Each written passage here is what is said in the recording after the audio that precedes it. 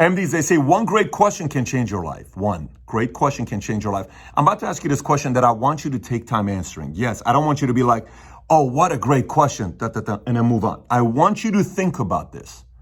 Because if you can answer this question, the words coming out of your mouth will change. If you can answer this question. And you'll see why.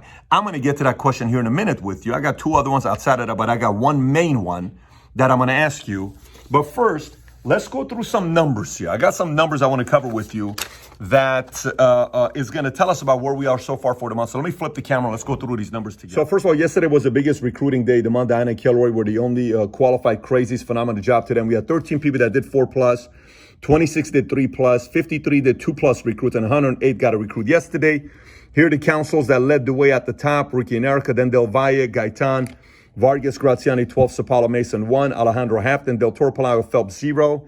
VPs, Terrace and Cooper at the bottom, then Garcia, Cobos have 1, then Gaines and Sabatimani, 2, Candy, 3, Sanchez, 5, Dan and Kilroy, the king of yesterday recruiting. SMDs, you got Marroquin, Carla, Mitra, Suazo, 2, Vera, Fernando and Guillermo, Saldana, Campos, 3, Castro and Musgrove, 4, Mackey's led the way at 5. I'd like to see those guys come back. MD, you have Marco Munoz, Cobb, Tanore, Nolan Jr., Jimenez, De La Torre, Blessing, 3, Dean Mason, Bay, Alexi Smith, 4, Manny Vargas, Director John Mason at 6. Here's the top net VP recruiting for the month, by the way. At the bottom, Garcias and Terrace at 22, 18.5, 22 Sabatimani. These are all rookie VPs, by the way, all at the bottom, fighting to see who's going to be at the bottom and who's not, and then climb. Then it's Cobos 31, Sanchez 36, Alejandro 46, Cooper 60.5, Candy 61. He's typically in the bottom. He's not right now. He's actually got more recruits than nearly Sabatimani, Terrace, and Garcia combined. He's at 61, Del Valle 67, Mason 74.5, Phelps 75 down, and Kilroy 75, Gaines 92, Graziani 93, Del Toro 119.5, Ricky and Erica 147, Gaitan 162, Palayo 172.5, Vargas 219, Sapalas 295. So the next thing I wanted to look at, which we haven't looked at for a while, is who is the most competitive net VP. Now that a lot of VPs have been promoted, what's the most competitive net VP right now in PHP? Recruiting and top 5. Check this out. Number 1 is TCO. Ricky and Erica 41, Melissa Lopez 24, Lomeli 22, Sustaita 16, Torres 15 with 118 total recruits. Their top 5, most competitive, okay? Number 2 is Vargas. They have 31, Cop 27, Ricardo Lopez 24, Dennis Dalila's 18, Renan Dalila, then Kim and Omar at 17. They're only 1 away. So you can tell 2 organizations that came out the gates at the big event. Number 3 is Sapalas. Mackey at the top, then Sapala, then Bay, then Bryant, then Rashad and Jimmy at 17. They're at number 3. Then it's Palayo.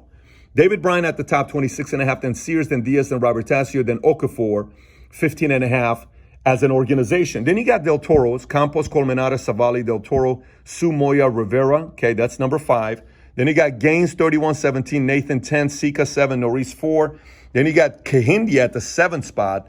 He's got 36. Then Lorna and Ross got 7, Ultima 5, Elgin at 3. Phelps is 8th with 17 at Castro. Then Phelps 15, then Zaldo Kager.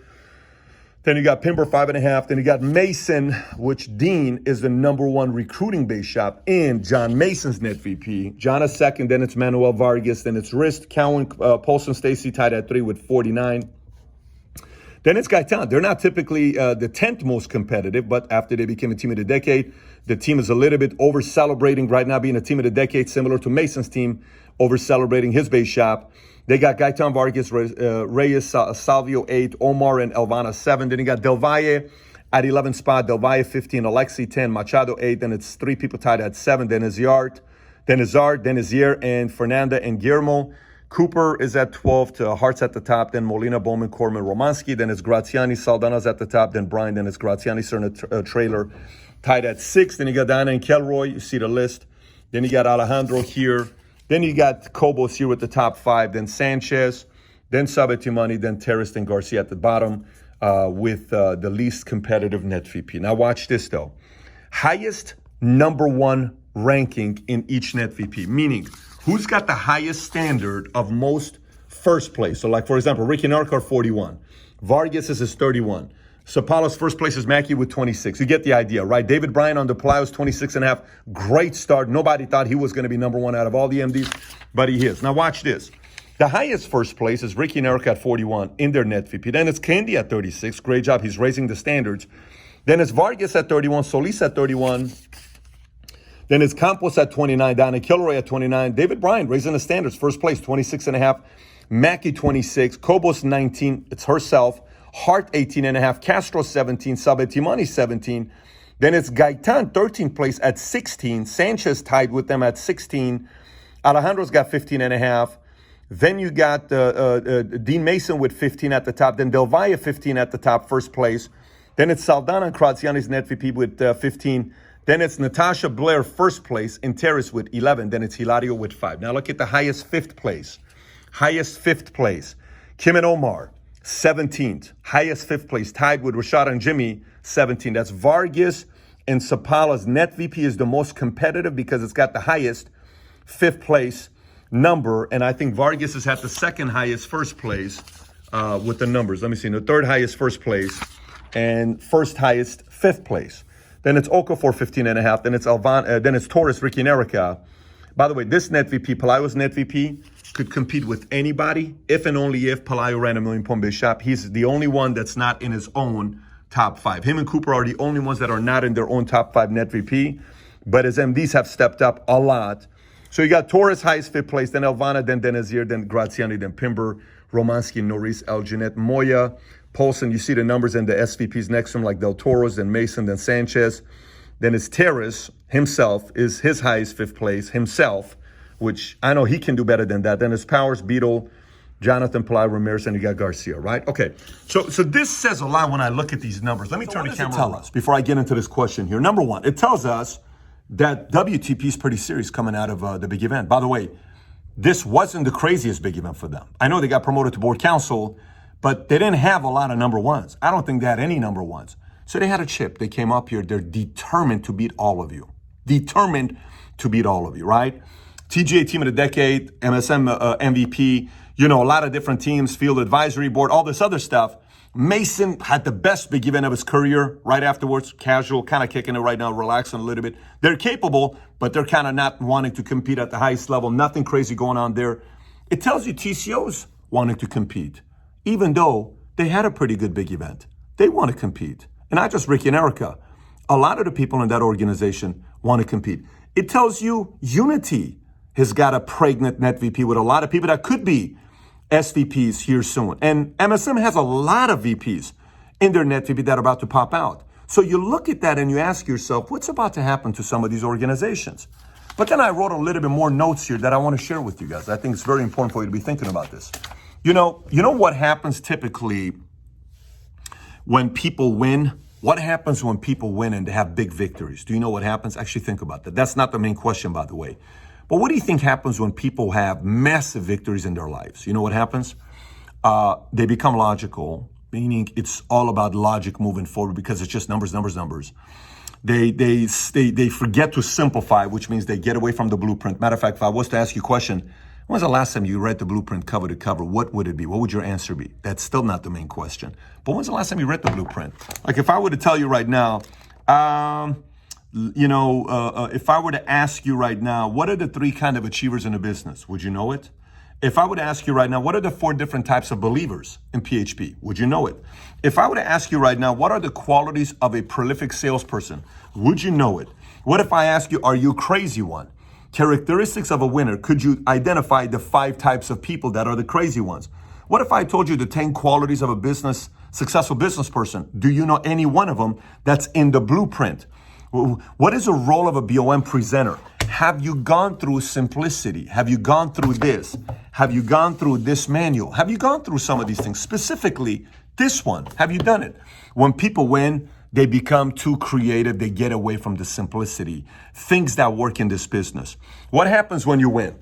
This whole business is about building kings. It's about being a kingdom builder. You're building kings. You're a king builder, right? It's about building kings in your organization with their lives becoming better. But sometimes if you build kings, you can be a, Marcus Aurelius king, which is there shaking hands with everybody and building great relationship. Or you can be a different kind of a king that sits on a pedestal nobody ever sees. And you don't run BOMs, you don't run BMPs, you don't drive and take that 2-hour appointment away and run 3 field training appointments with a new recruit. You match up all of them. You don't do those appointments. You're like too good for that kind of stuff. In your mind, you don't make the phone call for the newest person. You don't even make phone calls for a newest person for Fast Start, because no one can say no to you because you're a king.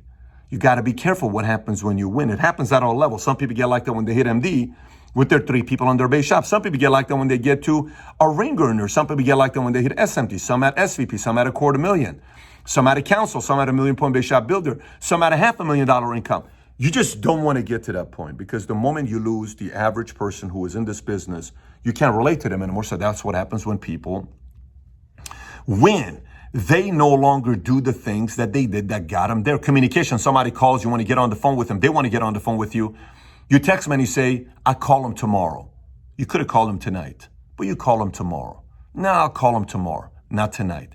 That additional time ends up costing you in your business because you are now winning. So a lot of areas become casual, right? Now, here's the other part. What happens when you lose? What happens when you lose? I still haven't asked the question, by the way. What happens when you lose? You start second guessing yourself. You don't think you can do this business. The pressure gets to you. You start seeing some of the people that were here after you passing you up. That hurts you, hurts your ego. You don't like it. So what do? You're either going to fight, flight, or freeze.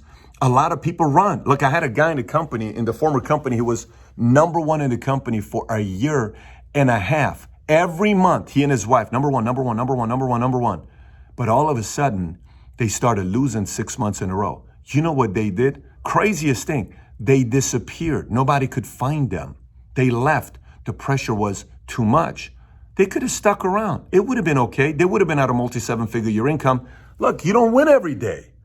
Just yesterday, the Toronto Raptors lost. They're the champions. They lost in Game 7. They were only 3 points. They could have won the game. They went home. Tears, crying. Luka Doncic lost. Tears, crying.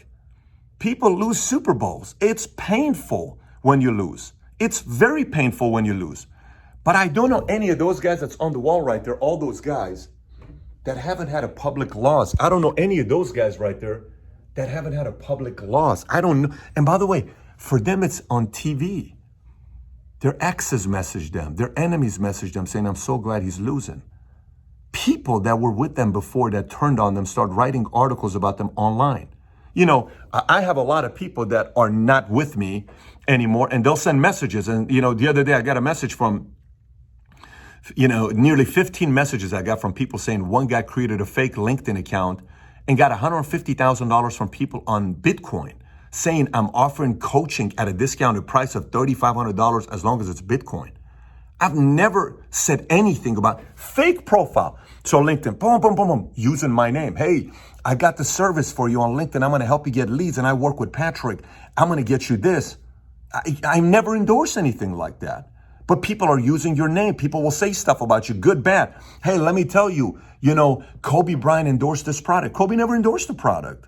Yeah. Hey, this person, you're going to have things like that. There's going to be people that leave and they're going to use your name. Oh, I used to work with that person. That person endorsed me to do loans. You're sitting there saying, I've never said anything like that before. What happened there? You're going to have a lot of things that happen when you lose, and you watch people who lose who can't handle it. So they have to flight. So there's both winning and there's both losing. But here's the question I'm going to ask you. And I want you to comment below if you answer the question. We're going to find out who actually watched the whole video to get to this point. You ready? Why haven't you quit yet? Let me ask you the question a different way. What made you not quit? What made you not quit? I'll ask you one more time.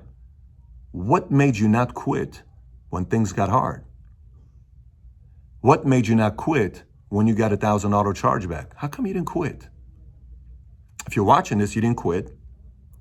What made you not quit when your 2 FAs quit on you and they took one of your licensed agents away from you? How come you never quit? What made you not quit when none of your family members supported you doing this business for a year and a half, 2 years? How come you stuck around? What made you not quit when you failed the test 3 times and your name is Jose Gaitan? Why didn't you quit? What made you not quit after you went and you wrote 10,000 points with a client and you were already calculating how many bills you're going to pay off, and the client calls you the next day saying, cancel all of it, I've changed my mind. What made you not quit? What made you not quit? What made you not quit when you used to have, 15 people coming to meetings and all of a sudden it's 5? And this happened 2.5 years ago. What made you not quit? What made you not quit when your first MD quit on you? What made you not quit? What made you not quit? Earlier today I was saying this to conquistadors on their Zoom that I did for Hector. He asked me to do it. I showed him the timeline. Every once in a while I go and walk by that timeline by myself. I don't want anybody around because I want to internalize the history of what we've overcome. And when I went through the timeline, it just takes me there. When first we hired Mario, Amor or Moral, and then I go to our first MMA where I rented the Heinz Estate in Newport Beach, and 2 of the guys in that picture are no longer here. The picture's on the wall. They quit. One of them would have easily been a $750,000 earner. The other one would have easily been $250,000 to $500,000 earner. I know they're not making that kind of money. Why did they quit? When they quit, we went from 7 people that started PHP. Out of the 7 people that started PHP, 3 of them quit. 2 of them quit within 6 months. 1 of them quit within 90 days. 1 of them quit within 6 months. The other one quit within 18 months. Why did they quit? They would all been between $500,000 to $1 million income right now. Gaitan didn't quit. They're at $1.2 million income. You know what kind of a house they're looking at right now in Newport? A few $1 million home. If he gets it, he'll be the first to tell you guys. Ridiculous home. Pelayo didn't quit. He almost quit many times. How come he didn't quit? Why didn't he quit? What made you not quit, Pelayo? He's at 930. He's about to cross 7 figures. At 33, 34 years old, he's going to be $1 million earner. What made him not quit? What made him not quit? It's interesting when you think about it, right? Well, what made Sheena Matt not quit?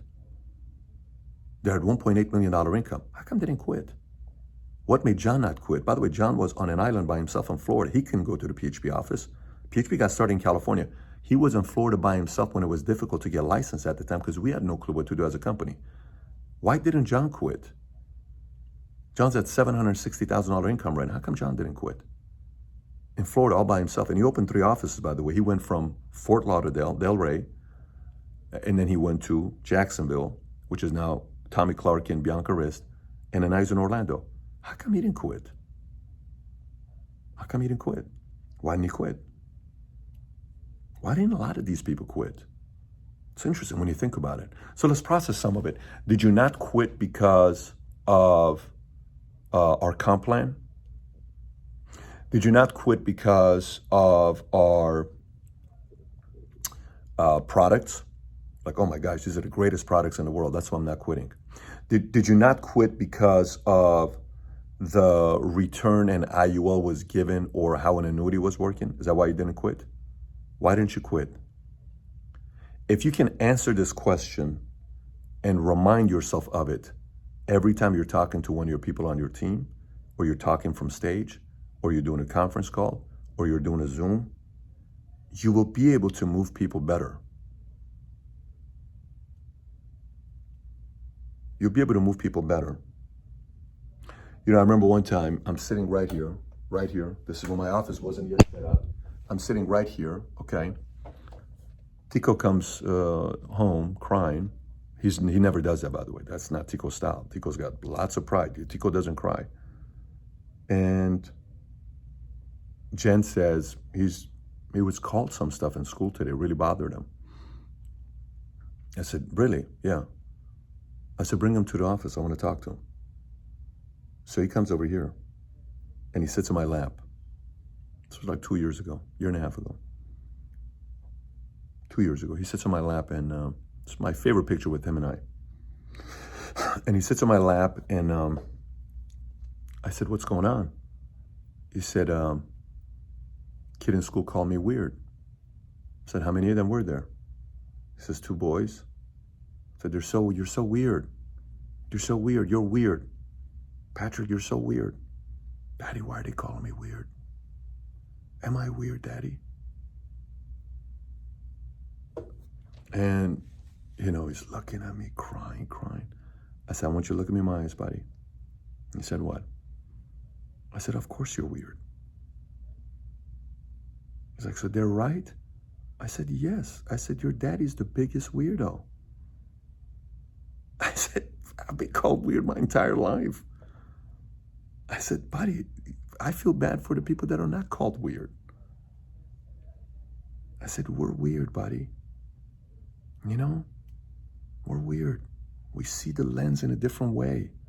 Most people chase just money and, contracts and all this other stuff, and they'll sacrifice all the other relationships. Look, I never left Morgan Stanley Dean Witter or the practice company because of, hey, I'm going to get a bigger opportunity with anything. You know why I left? I left Morgan Stanley because there was no vision.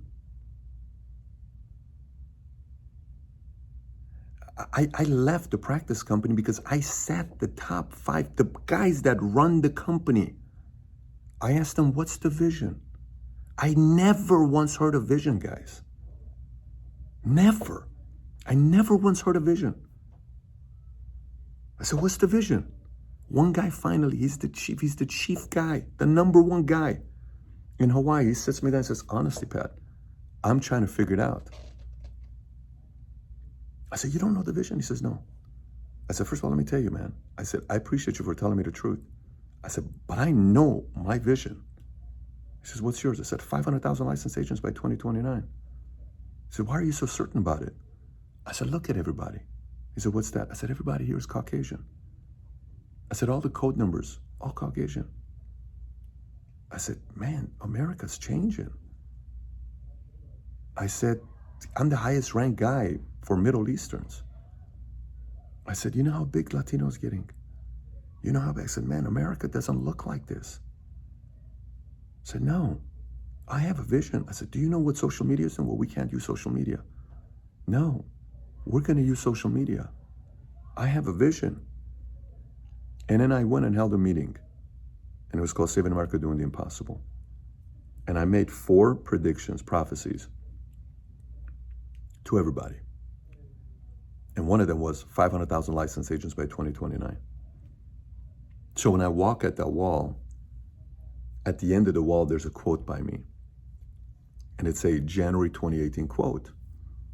And it says, we're just getting warmed up. Look at us that we've almost crossed 6,000 licensed agents. When I gave that quote, we had like 5,500 licensed agents. That was 2 years ago, by the way. We're about to cross 17,000 licensed agents. Imagine the cemetery of people that quit. When it was 2 years ago, 2.5 years ago, we didn't have $1 million earner 3 years ago, 2.5 years ago. What happened all of a sudden? We didn't have what we have right now. Nothing like what we have right now. So why didn't you quit when things got tough? When I tell the Tico story, you know what I tell the Tico story? Because PHP has a tendency of attracting and retaining weird people that bought into a big vision. That's you. If I can assume why you didn't quit, I'm going to make some assumptions. Number one is because you trust the company at the top. Number two, you believe in the vision of what we're doing, and it's sincere. When you look at us in our eyes, you believe us. We're not manipulating you. We don't cheat, we don't steal. We do our best for our people. We do our best for our people. Every year, we've had a new thing to overcome. Every year, we've overcame it. Year one, we had no clue what we were doing. We got sued. You guys are going to go out of business. We overcame it. Year two, LSW dropped our contract. That was year one. Same time, they dropped our contract. Now they're back. We're their number one. They love what we're doing right now. We have an incredible relationship with NLG, but they dropped us 10.5 years ago. I remember the call when they called me to drop us. I had to go back to the office and give a presentation to everybody and announce to them, we can no longer write NLG. Everybody was writing NLG. Can you imagine, like, you can no longer write NLG. That's year one. Year two, we lost North American. We lost our number one personal producer because we had to go fly out to Utah to terminate the guy. Wasn't easy. Year one, we couldn't do meetings in our office because competitors did we couldn't do anything in our office. So we ran it at Northridge, at Country Club, all this other stuff. Everybody would pay for BOM every week. Year three, no one's still making money in PHP. We're at home office trying to figure this thing out. Year four, we're about to lose AIG's contract.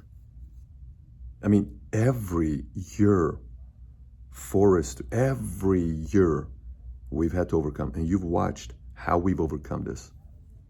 Every year. First round of investors, second round of investors. Every year you've seen this happen. Why else haven't you quit when things got tough? Maybe because you love the camaraderie in the company. You believe your peers, not even at the top. You look around, you're like, you know what? Man, I'd love to run with Sapalas next 20 years. I can totally see myself being best friends with Sheena for 20 years. I love Matt. I'd love to get closer to Matt.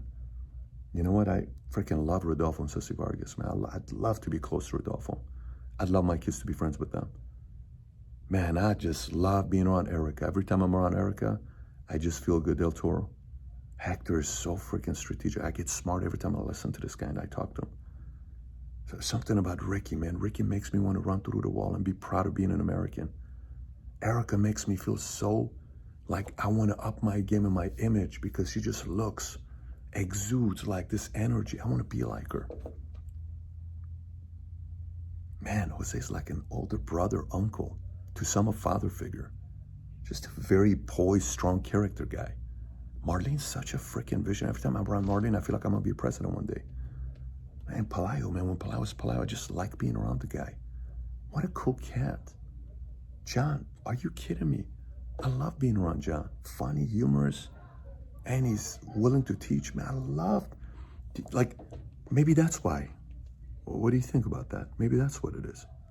Maybe a lot of people in your life said you ain't gonna do nothing in your life, and Tune, it's not about making money. I've seen a lot of people are making money in PHP. We have so many people that are we're making more seven-figure earners, more 750, more $500,000, more $250,000, more 100,000, more 50,000, more people making more money than ever before by a mile, and it's grown astronomically, more than ever before. So you see the dream is alive in PHP. People encourage you, people lift you up, people spend hundreds of hours with you. Who's done that in your family to you that's helped you become financially free to help your dreams become a reality? Who does things like this? Maybe that's why you haven't quit yet. And more importantly, maybe you haven't quit yet because deep down inside, you know you're tough. You know you have courage. You know you're strong. And you may be like little Tico that sat here with his daddy and Jennifer took a picture when I was not even paying attention to it. Maybe you're like Tico and I. You're like, I don't know what it is, man. It's just, I've always felt like a little weird and different. Maybe you finally found a home of others who are different and weird like you. Maybe that's what it is. Maybe you work with someone that every time you call this person, they always picked up and called you back. Like, man, how am I going to find another person that has my back like this person does? Maybe those are the reasons why you haven't quit yet. What do you think? So what's the purpose of me asking this question of you? Here's why. When you're getting ready to move people, encourage people, challenge people, do anything with them, remember what got you not to quit is probably also going to work with other people. So come from that point of view. Speak from that space. Not everyone's going to buy into you. Not everyone's going to like you. Not everyone's going to be compatible with you. Not everyone's going to be coachable to want to run through the wall. Not everybody thinks big. Not everybody, is able to stay focused. Most people are like from here to here to here to here to here to here. Most people quit them when the going gets tough. But there are millions of people in the world that belong in PHP. We got to go find them, just like we found you. Just like now you see this as your home. There's many of them out there. Sheena, Matt found a home. Rodolfo and Ceci, they found a home. Ricky and Erica found a home. Hector and Erica found a home. Jose Martin found a home. John Palaio found a home. Even though they're being pulled, you know how many times these guys are pulled in many different directions, recruited to all these other companies every single day for the first 5 years. My guys got calls to be recruited to other companies every day. Why did these guys not quit? You gotta ask that question of yourself and lead that way. Because when I see the numbers here and I see some of you guys are out the gate, some of you guys are over celebrating, some of you guys are just waiting till the last day to kind of have a decent closeout, I just want you guys to know this. I don't have an ounce of doubt that this thing can have 500,000 licensed agents. You know where my only doubt comes from? Is that too many people get happy with the victories they experience today, and that slows them down. They stop being coachable, they stop reading the books, they stop picking up the blueprint and going through it again and training out of this again, or reading and finishing the book of the month, Atomic Habits, or whatever the book of the month is, Your Next 5 Moves, or whatever the book of the month is. It's my only concern. Because if we don't do that, by 2029, Harvard, Wharton Business School, some of the biggest universities around the world will have to do a case study on this company. And they're gonna have to make a movie and share your story collectively, what we've been able to do together. And I'd love nothing more than be in the movie theater with you in 2031 or 2032, because it's gonna take a couple years to produce the movie. Laughing, crying, getting angry, upset at some people that quit, that what if they would have stuck around? I am so looking forward to sitting in that theater with you. And all the $1 million earners in PHP, we all go to the same theater together. Say a couple thousand of us. And all of you were watching a movie together the same way we watched Ford versus Ferrari. What an emotional day, wasn't it? Do you remember that? I can't wait for that. And that's 13 years from now. So imagine your kids are like, Dad, is that you? That's Daddy. Mom, is that you? That's me, baby. Wow. Such and such played a role of you? Yeah. I didn't know my mommy was this important. Well, damn. Hey, is your mommy a movie? Like, do they make movies about your mommy? Do they make movies about your daddy? No. They made movies about my mommy. Come on. Yeah. And you're in it. You know it's gonna happen. What hasn't happened that we've said? You know it's gonna happen. So, that's what's been on my mind the last 24 hours. And I wanted to figure out a way to convey this message to all of you guys. So, if we're able to do that together, if we're able to learn how to lose better, if we're able to learn how to win better, if we're able to stay humble and hungry, if we're able to work together as a unit and set aside our individual egos, because you're gonna get so much recognition. All your dreams are gonna become a reality, believe me. Somehow, some way, the more you set aside your individual ego, you tend to be recognized more for your ego. But somehow, some way, the more you want to identify your ego, you get recognized less for it. If we can learn how to lose, if we can learn how to win, if we can learn how to stay humble, if we can learn how to stay coachable, if we can stay hungry, man, I can just imagine what's going to be said on the plot the day people show up. And they say, there lies a leader to millions, a comedian to his family, but a hero to me. And it's your son reading your eulogy.